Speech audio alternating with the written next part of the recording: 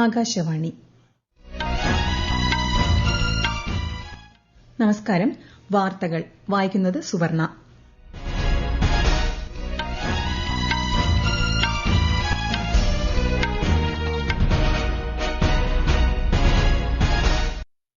പ്രധാന വാർത്തകൾ. ഓപ്പറേഷൻ സിന്ദൂർ സംബന്ധിച്ച നയതന്ത്ര ചർച്ചകൾക്ക് മുന്നോടിയായി വിദേശകാര്യ സെക്രട്ടറി വിക്രം മിസ്രി ഇന്ന് പാർലമെന്റ് അംഗങ്ങളുമായി കൂടിക്കാഴ്ച നടത്തും. വഖഫ് നിയമ ഭേദഗതിയുടെ ഭരണഘടനാ സാധുത ചോദ്യം ചെയ്തുള്ള ഹർജികൾ സുപ്രീംകോടതി ഇന്ന് പരിഗണിക്കും. ആഗോള സാമ്പത്തിക വെല്ലുവിളികളെ നേരിടാൻ അന്താരാഷ്ട്ര സഹകരണം അനിവാര്യമാണെന്ന് കേന്ദ്ര ധനമന്ത്രി നിർമ്മല സീതാരാമൻ. വടകര ചിറയൻകീഴ് റെയിൽവേ സ്റ്റേഷനുകൾ ഉൾപ്പെടെ രാജ്യത്തെ 103 അമൃത് ഭാരത് സ്റ്റേഷനുകളുടെ ഉദ്ഘാടനം പ്രധാനമന്ത്രി നരേന്ദ്രമോദി മറ്റന്നാൾ നിർവഹിക്കും. IPL ക്രിക്കറ്റിൽ ഇന്ന് ചെന്നൈ സൂപ്പർ കിങ്സ് രാജസ്ഥാൻ റോയൽസിനെ നേരിടും. വാർത്തകൾ വിശദമായി. ഓപ്പറേഷൻ സിന്ദൂർ സംബന്ധിച്ച നയതന്ത്ര ചർച്ചകൾക്ക് മുന്നോടിയായി വിദേശകാര്യ സെക്രട്ടറി വിക്രം മിസ്രി ഇന്ന് പാർലമെന്റ് അംഗങ്ങളുമായി കൂടിക്കാഴ്ച നടത്തും. പാകിസ്ഥാൻ പിന്തുണയോടെയുള്ള ഭീകരതയ്ക്കെതിരായ ഇന്ത്യയുടെ നിലപാട് ലോകത്തോട് വ്യക്തമാക്കുന്നതിനായി വിവിധ രാജ്യങ്ങളിലേക്ക് സർവകക്ഷി പ്രതിനിധി സംഘങ്ങളെ അയക്കുമെന്ന് കേന്ദ്ര സർക്കാർ നേരത്തെ പ്രഖ്യാപിച്ചിരുന്നു. ഈ മാസം 23 മുതലാണ് 59 MPമാർ അംഗങ്ങളായ 7 പ്രതിനിധി സംഘങ്ങൾ 32 രാജ്യങ്ങളിൽ സന്ദർശനം ആരംഭിക്കുക. അടുത്ത മാസം 1 വരെ നീളുന്ന സന്ദർശനത്തിൽ America, Saudi Arabia, Bahrain, Kuwait, UK, France, Germany, Italy തുടങ്ങിയ രാജ്യങ്ങൾ സംഘം സന്ദർശിക്കും. Congress MP Sasi Tharoor, BJP MPമാരായ Ravishankar Prasad, Baijayant Panda, JDUവിന്റെ Sanjay Kumar Jha, DMK അംഗം Kanimozhi Karunanidhi, NCP MP Supriya Sule, Shiv Sena MP Srikanth Eknath Shinde എന്നിവർ പ്രതിനിധി സംഘങ്ങളെ നയിക്കും. ഭീകരതയോട് വിട്ടുവീഴ്ചയില്ലെന്ന ഇന്ത്യയുടെ സന്ദേശം അന്താരാഷ്ട്ര സമൂഹത്തിൽ എത്തിക്കുകയാണ് ഇതിലൂടെ ലക്ഷ്യമിടുന്നത്. വഖഫ് നിയമ ഭേദഗതിയുടെ ഭരണഘടനാ സാധുത ചോദ്യം ചെയ്തുള്ള ഹർജികൾ സുപ്രീംകോടതി ഇന്ന് പരിഗണിക്കും. Chief justice BR Gavai, justice AG മാസിക് എന്നിവരടങ്ങിയ ബെഞ്ചാണ് ഹർജികൾ പരിഗണിക്കുന്നത്. വഖഫ് നിയമ ഭേദഗതിയുമായി ബന്ധപ്പെട്ട 3 സുപ്രധാന വിഷയങ്ങളിൽ ഇടക്കാല ഉത്തരവ് ആവശ്യമുണ്ടോ എന്ന് കോടതി പരിശോധിക്കും. പ്രഖ്യാപിത വഖഫ് സ്വത്തുവകകൾ ഡീനോട്ടിഫൈ ചെയ്യുന്നതിനുള്ള അധികാരം, വഖഫ് ബോർഡുകളിലെ മുസ്ലിം ഇതര പ്രാതിനിധ്യം തുടങ്ങിയ പ്രധാനപ്പെട്ട വിഷയങ്ങളാണ് കോടതി പരിഗണിക്കുക. സാമ്പത്തിക വ്യാവസായിക മേഖലകളിൽ ഉൾപ്പെടെ ലോകത്ത് ഉയർന്നു വന്നിരിക്കുന്ന വെല്ലുവിളികളെ നേരിടാൻ ആഗോള സഹകരണം അനിവാര്യമാണെന്ന് കേന്ദ്ര ധനമന്ത്രി Nirmala Sitharaman. Competition commission of ഇന്ത്യയുടെ 16ാമത് വാർഷിക ദിനാഘോഷത്തിനെ ന്യൂഡൽഹിയിൽ അഭിസംബോധന ചെയ്യുകയായിരുന്നു കേന്ദ്രമന്ത്രി. From the COVID pandemic to evolving geopolitical tensions and supply chains breaking down, the need for strong, responsive and forward-thinking institutions has never been more critical. The rise of cross-border digital monopolies demands global cooperation and agile regulations. I'm pleased to note that the Competition Commission's proactive engagement and commendable progress in building internal capacity to address traditional and emerging challenges. രാജ്യത്തെ 103 അമൃത് Bharat railway സ്റ്റേഷനുകളുടെ ഉദ്ഘാടനം പ്രധാനമന്ത്രി നരേന്ദ്രമോദി മറ്റന്നാൾ നിർവഹിക്കും.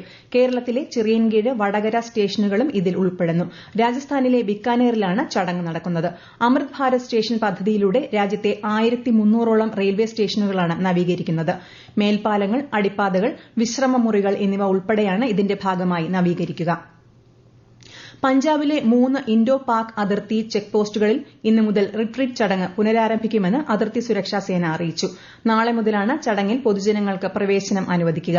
India Pakistan സംഘർഷത്തിന്റെ പശ്ചാത്തലത്തിൽ ഈ മാസം 8 മുതൽ അട്ടാരി, ഹുസൈനിവാല, സാദ്കി ചെക്ക് പോസ്റ്റുകളിൽ റിട്രീറ്റ് ചടങ്ങുകൾ താൽക്കാലികമായി നിർത്തിവച്ചിരിക്കുകയായിരുന്നു.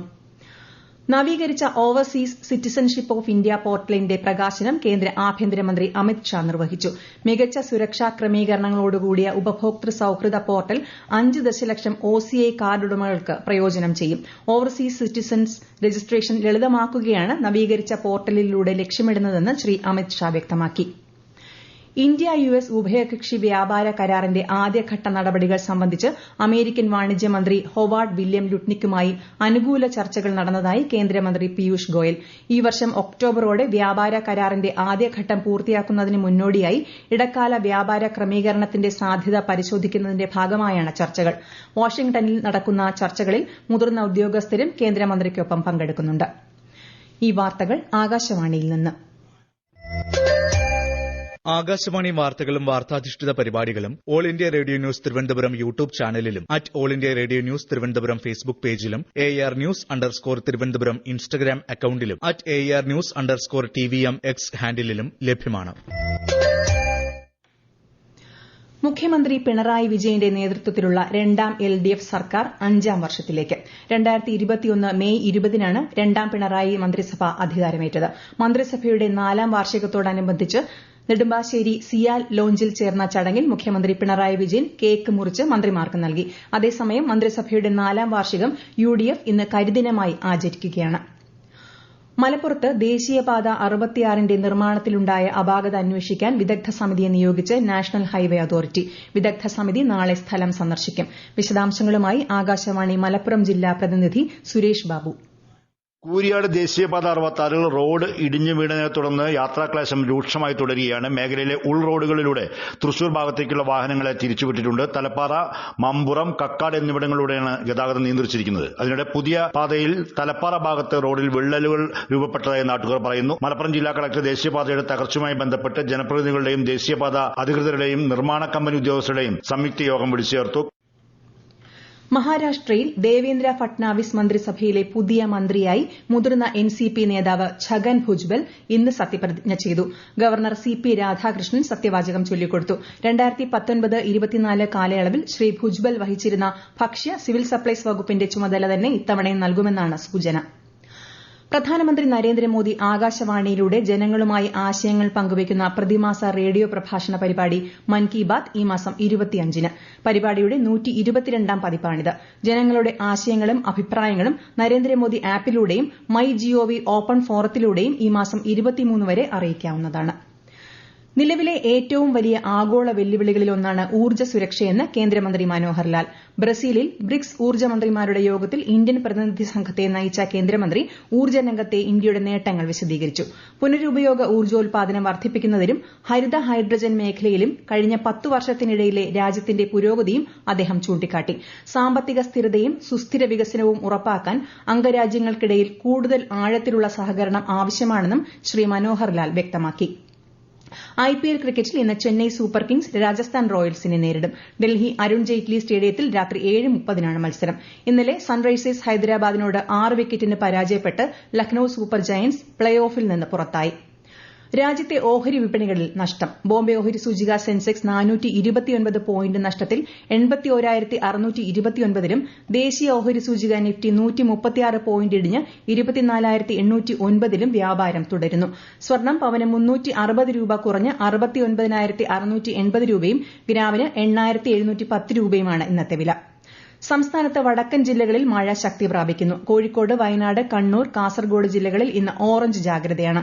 പത്തനംതിട്ട മുതൽ മലപ്പുറം വരെ 8 ജില്ലകളിൽ മഞ്ഞ ജാഗ്രത പ്രഖ്യാപിച്ചു. കേരള, കർണാടക, ലക്ഷദ്വീപ് തീരങ്ങളിൽ മത്സ്യത്തൊഴിലാളികൾ കടലിൽ പോകരുതെന്നും മുന്നറിയിപ്പ് നൽകിയിട്ടുണ്ട്. ബംഗളൂരു അടക്കം കർണാടകയുടെ വിവിധ മേഖലകളിലും ശക്തമായ മഴയാണ് അനുഭവപ്പെടുന്നത്. അന്ധതയ്ക്ക് കാരണമാകാവുന്ന നേത്രരോഗമായ ട്രക്കോമയെ തുടച്ചു നീക്കിയതിന് ലോകാരോഗ്യ സംഘടന ഇന്ത്യയ്ക്ക് സാക്ഷ്യപത്രം സമ്മാനിച്ചു. ജനീവയിൽ നടന്ന 78ാമത് ലോകാരോഗ്യ അസംബ്ലിയിലാണ് സർട്ടിഫിക്കറ്റ് കൈമാറിയത്. ഇന്ത്യയുടെ സുസ്ഥിര ആരോഗ്യ ശ്രമങ്ങൾക്കുള്ള അംഗീകാരമാണിത്. കഴിഞ്ഞ ഒക്ടോബർ 8-നാണ് ട്രക്കോമയെ ഇന്ത്യ തുടച്ചു നീക്കിയതായി WHO പ്രഖ്യാപിച്ചത്. റഷ്യയും യുക്രൈനും നേരിട്ടുള്ള വെടിനിർത്തൽ ചർച്ചകൾ ആരംഭിക്കുമെന്ന് US president Donald Trump. Russian president Vladimir പുടിനുമായി 2 മണിക്കൂർ നീണ്ട ഫോൺ സംഭാഷണം ക്രിയാത്മകമായിരുന്നുവെന്നും യുദ്ധം അവസാനിപ്പിക്കാനായി ഇരുപക്ഷവും ചർച്ചയ്ക്ക് തയ്യാറാണെന്നും ട്രംപ് സമൂഹമാധ്യമത്തിലൂടെ വ്യക്തമാക്കി. യുക്രൈനുമായുള്ള സംഘർഷം അവസാനിപ്പിക്കുന്നതിൽ ട്രംപുമായുള്ള സംഭാഷണം പ്രതീക്ഷ പകർന്നതായി വ്ളാഡിമിർ പുടിൻ പറഞ്ഞു. അന്താരാഷ്ട്ര യുവജന വിനിമയ പരിപാടിയിലേക്ക് കേന്ദ്ര യുവജന കായിക മന്ത്രാലയം അപേക്ഷ ക്ഷണിച്ചു. 15 മുതൽ 29 വയസ്സ് വരെ പ്രായമുള്ളവർക്ക് പങ്കെടുക്കാം.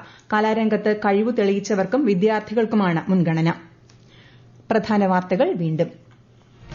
ഓപ്പറേഷൻ സിന്ദൂർ സംബന്ധിച്ച നയതന്ത്ര ചർച്ചകൾക്ക് മുന്നോടിയായി വിദേശകാര്യ സെക്രട്ടറി വിക്രം മിസ്രി ഇന്ന് പാർലമെന്റ് അംഗങ്ങളുമായി കൂടിക്കാഴ്ച നടത്തും. വഖഫ് നിയമ ഭേദഗതിയുടെ ഭരണഘടനാ സാധുത ചോദ്യം ചെയ്തുള്ള ഹർജികൾ സുപ്രീംകോടതി ഇന്ന് പരിഗണിക്കും. ആഗോള സാമ്പത്തിക വെല്ലുവിളികളെ നേരിടാൻ അന്താരാഷ്ട്ര സഹകരണം അനിവാര്യമാണെന്ന് കേന്ദ്ര ധനമന്ത്രി നിർമ്മല സീതാരാമൻ. വടകര ചിറയൻകീഴ് റെയിൽവേ സ്റ്റേഷനുകൾ ഉൾപ്പെടെ രാജ്യത്തെ 103 അമൃത് ഭാരത് സ്റ്റേഷനുകളുടെ ഉദ്ഘാടനം പ്രധാനമന്ത്രി നരേന്ദ്രമോദി മറ്റന്നാൾ നിർവഹിക്കും. IPL ക്രിക്കറ്റിൽ ഇന്ന് ചെന്നൈ സൂപ്പർ കിങ്സ് രാജസ്ഥാൻ റോയൽസിനെ നേരിടും. വാർത്തകൾ കഴിഞ്ഞു. അടുത്ത വാർത്താ പ്രക്ഷേപണം വൈകുന്നേരം 6:30.